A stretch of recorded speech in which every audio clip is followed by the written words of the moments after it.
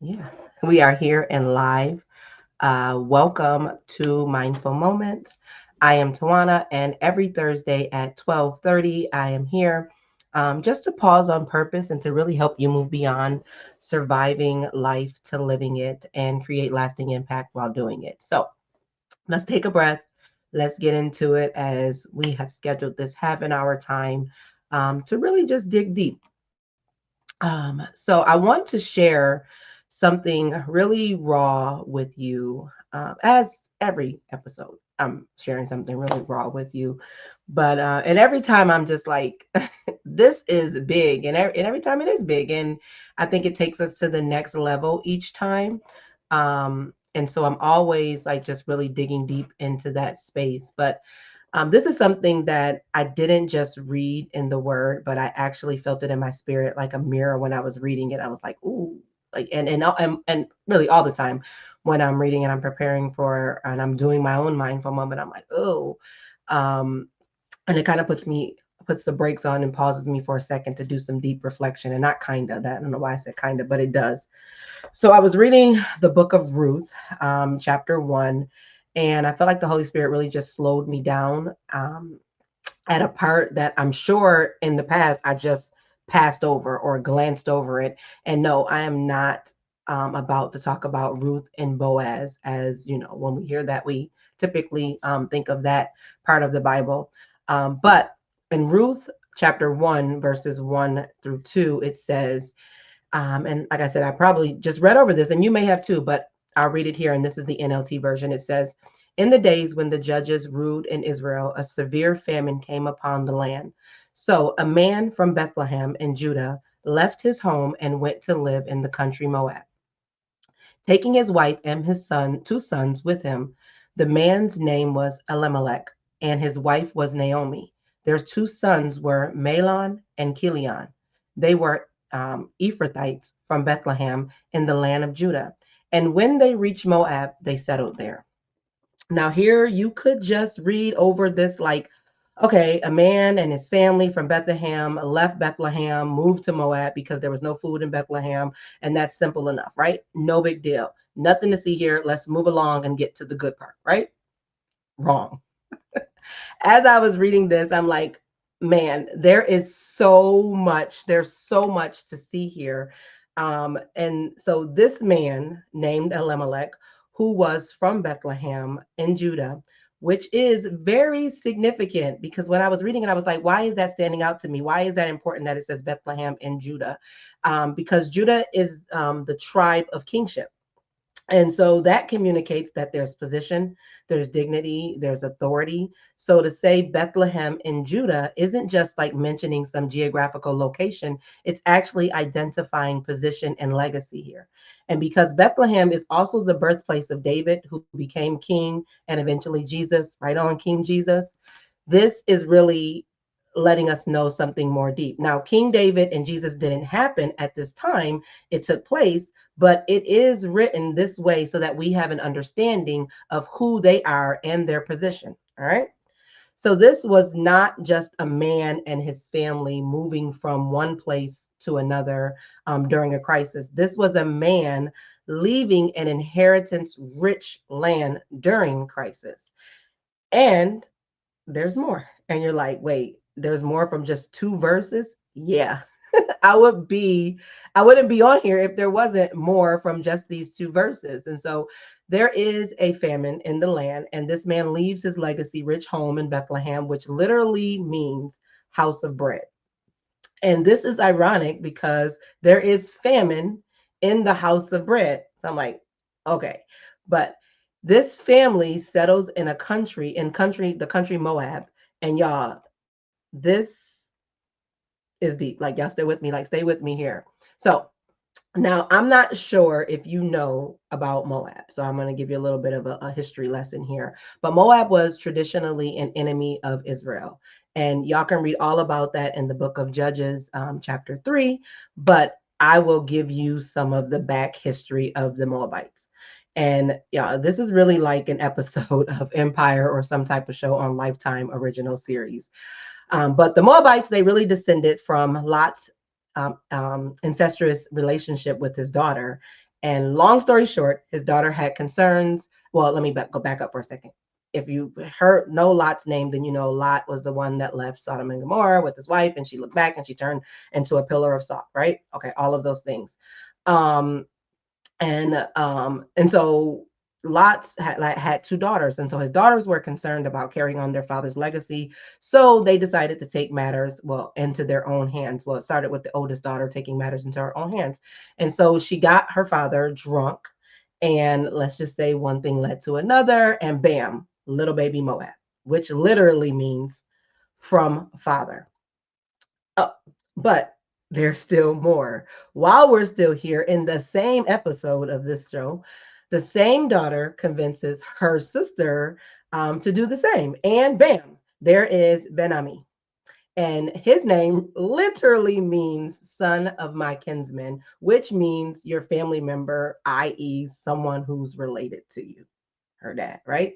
And so Ben-Ami became the ancestor of the nation known as the Amorites, which were also a great enemy of Israel who did horrible things to them. And you can go back to Genesis in chapter 19 and read about that. And I even talked about that in one of the Mindful Moments episodes. I can't remember the exact title, but it was talking about how the Amorites really used this. It was a type of propaganda back then that was just horrific and using fear tactics into having them believe that they were they were doing things out of the security, things like that. And so they did horrible things. And so that's a little bit of the backstory of where Elimelech moved his family to a land of people who were not didn't have their best interests at heart. So now, if you can, now you hear that, you can see where Bethlehem for Moab is not just relocating. Leaving Bethlehem for Moab is not just relocating; it's actually displacement, and maybe even it's desperation. And it is also moving from a promised territory to a compromised land, like just listening to the history. And if you go back and you read more, you'll see where the deep history of that is and how that didn't seem like the obvious choice to move, right? And from there, this is what really hit me as I was just digging deeper and kind of just putting it all together that sometimes survival will make you leave what's yours out of desperation. Sometimes survival will make you leave what's yours out of desperation. And you may walk away from rest because you think you have to earn your peace. You know your body needs to take a break and your spirit is drained, but bills are due. People are depending on you, and slowing down just feels dangerous and downright irresponsible. So you ignore what you know.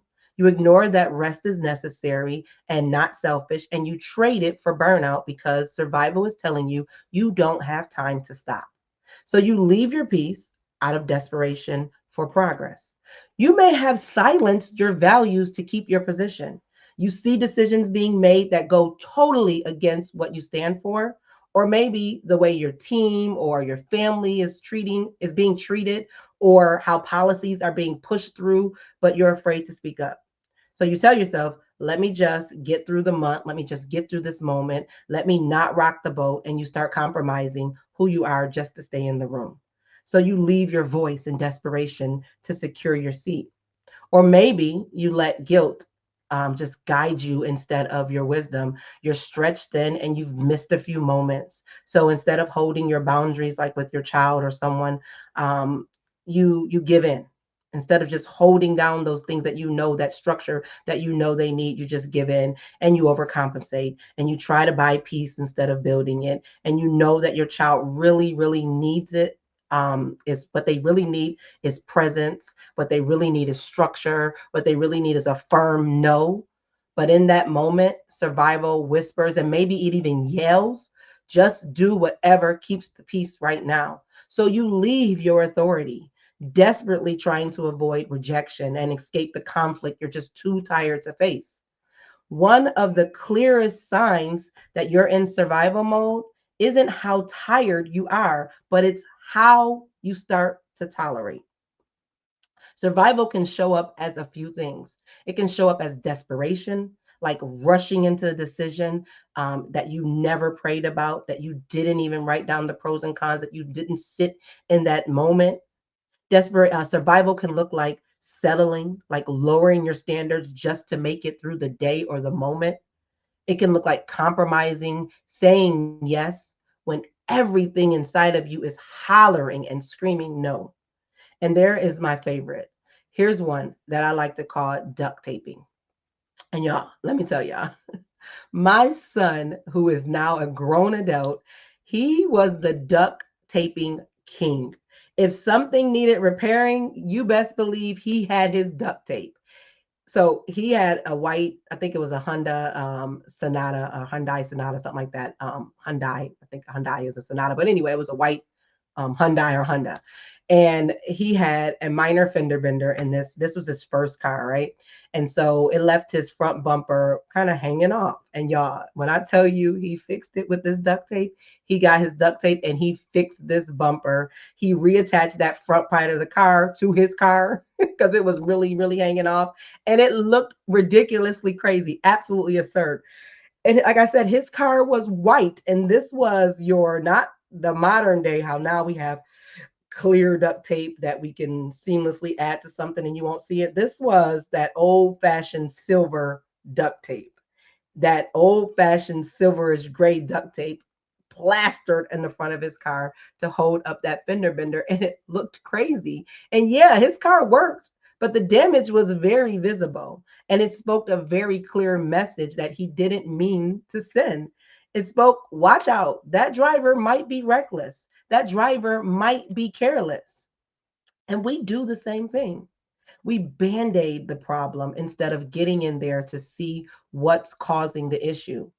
You're afraid of breaking the system to build what actually can last. You just need to work. You just need it to work for right now. You need it to just happen right now. You just need to get through that moment right now. And you have convinced yourself that rather survival has convinced you that you don't have time to build something that will last, or that would just take too much time to do. Or you can get to it later. You can just build something later. Right now, you just need to get to the moment. But for right now, you just duct tape it and that will work. And you never get to it. You never go back and you fix it. So you just keep reacting instead of rebuilding. And this is triage. And triage is survival mode. And that is hard work. Talk to a triage nurse. It is not to mention stressful. Always having to be on alert of thinking about what could happen, and when it happens, how are you going to respond? And we have to start working smarter, not harder. And that's exactly what Elimelech did. He didn't just move his family, he duct taped the problem. There was a famine in the land, there was no clarity, and there was no immediate answer. And instead of pausing to ask why the land that once fed them is literally called the land of bread, why once that land that fed them was now dry, he had made a survival move. And I'm not saying that survival isn't important, but I want you to see the significance that is pointing out here. He left legacy and covenant. He moved his family into a land birthed from brokenness. Now, outside of the covenant, the promise, because survival told him he didn't have time to wait it out. He just needed to work right now. He didn't have time to do anything else. He didn't have time to figure it out. And that's what survival kind of whispers to you. You don't have time. You just need it to work right now. And like duct tape, it helped. But the damage was very visible, just like the duct tape on my son's car. You could see it all. So time goes on, and Elimelech and his two sons, Mahlon and Chilion, die, leaving Naomi, Elimelech's wife, Ruth, and Orpha, her daughters-in-law, excuse me. They left them widows, right? And at this time, this was a major hit for their status and their security. So, long story short, you can go back and read it yourself. But Naomi tells the ladies, go home, go back to Moab because that's where they were from. Go back to your family, and you can regain your security and regain your status with your family. So, Orpha, she cries a bit, but she's like, bet. I'll send you a text message. I'm out. I'm gonna go handle this, and I'm gonna go ahead and grab my security and my status there. But Ruth was like, no, I'm not doing it. I'm not going to be able to do it. I'm your ride or die, and your God will be my God. And I will live where you live, and I will die where you die. And so now we're all the way at Ruth, verse 19. And so Naomi returns back to Bethlehem, but now she's empty. She has no security. She's grieving and she's really questioning everything. And this is the state and the point where I want you to look and see, like, are you in that state where you are in a grievous state, whether it's grieving of a loss of something or someone? You feel like your security is lost. You're questioning everything. And if we go back into scriptures in verse 22, that once they arrived, it says that they arrived late spring. And that's, it also mentions that that is the beginning of the barley harvest. Now, I didn't know what barley harvest is, and I'm sure you didn't know either. And so I had to go and look that up. Like, remember I said I just kind of read past that and was like, all right, I'm just reading it and let me get to the good part. But like I said, the Holy Spirit stopped me and was like, there's some significance here. And so I had to go back and look. But let me tell you this, what I do know is, this was not by chance and it was not by accident. So she came back just in time. And so the barley harvest is the first harvest of the year following Passover. It's the time of the first fruit. So it literally means beginnings. So God timed her return at the beginning of provision. This was a setup for what's coming in Ruth chapter 2. Now, I know I said I wasn't going to talk about Ruth and Boaz, but you can't help but to mention it if you're talking about Ruth, right? And Ruth in chapter 2 is where Ruth is just so happen shows up on Boaz's field, picking up the harvest pieces that other leave behind. And so they come right at the beginning of that harvest where there was going to be the possibility, not even the possibility, the reality that there was going to be harvest left behind. So here I had to ask myself, what if what I thought was over was actually just in time? And I'm not talking about just in time, like on my schedule. Ooh, I feel that because I felt it like I felt it when I was spending some time in it. But I'm not talking about just in time on my schedule. I'm talking about just in time, according to what's right and what's fair and sovereign in the eyes of God, with a focus on the emphasis on the word just. Hey, girl, hey. Now, if we think about Romans 8:28, it reminds us that all things work together for good, not in the moments we choose, but in the moments that God has already planned. So I had to pause right there and I just had to breathe for a moment and just think through that, kind of like I have to do now because it still hit me the same. Because this isn't just Naomi's story, it's ours too. And maybe you're in a space right now where it feels easier to survive than to stand, where moving fast feels safer than getting still.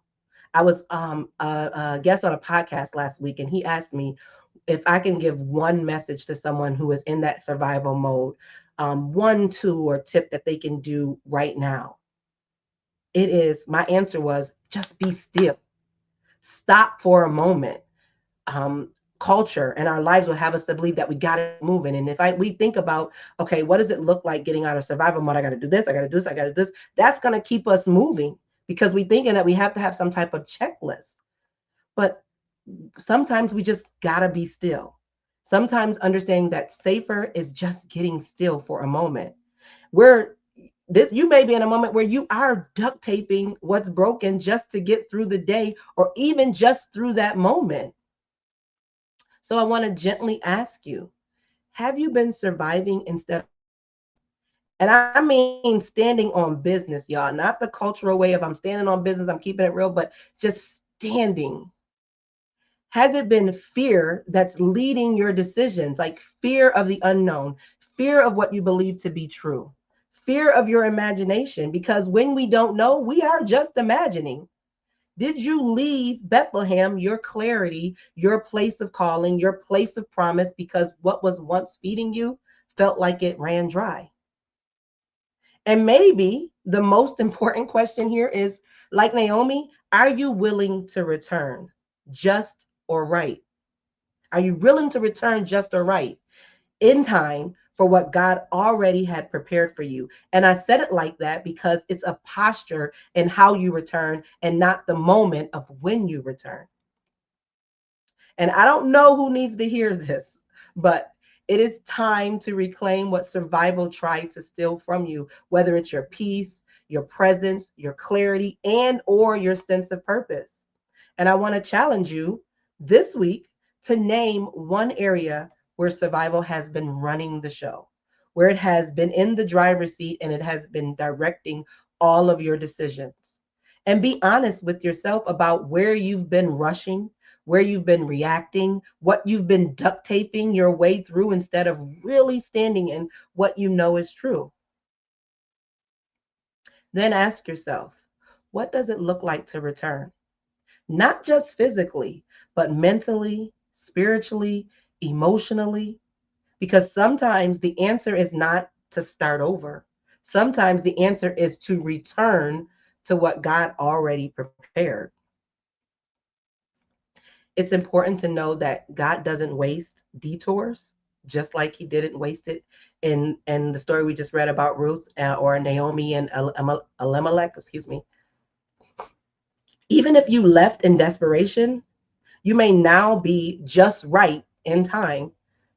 Let that sit in. Even if you left in desperation, whether you left mentally, you left spiritually, you left physically, you may now be just right in time. So, yeah. Woo! That hit me so deep this week as I was unpacking that and still going through it. I started the week off with like, I don't even know where this is going. And God was so patient because I needed that right now. But I want to say that if that spoke to you, it's just in time. See what I did there? And I mean it though. It's just in time for me to really share with you something that I created with you in mind. And so if these mindful moments have been resonating with you, then I have some big news. Let's see if I can get this on there. There we go. I've created the Mindful Moment Reset series, and they are now available. This is a guided workbook that takes you through these conversations and takes you deeper. Inside of them, you will unpack the reflections and work through practical tips and steps that build sustainability and lasting impact for your life. And you can go get it at bit.ly/TL Collaborative Help. It is all lowercase. You can get your copy today. Again, it's bit.ly/TL Collaborative Help, and it's all lowercase. Um, Other than that, you can also catch the replays for the mindful moments. They will no longer be housed on Instagram, but they are located on my website or same location. You can find it under bit.ly/TL Collaborative, or you can add the help to it. It'll still take you to the whole website, and you can catch the replays on demand there. But I want to thank you for tuning in. And oh, yeah, be sure to subscribe for any updates and share with your crew if this helped you. I want to say thanks again. And I will see you for another mindful moment.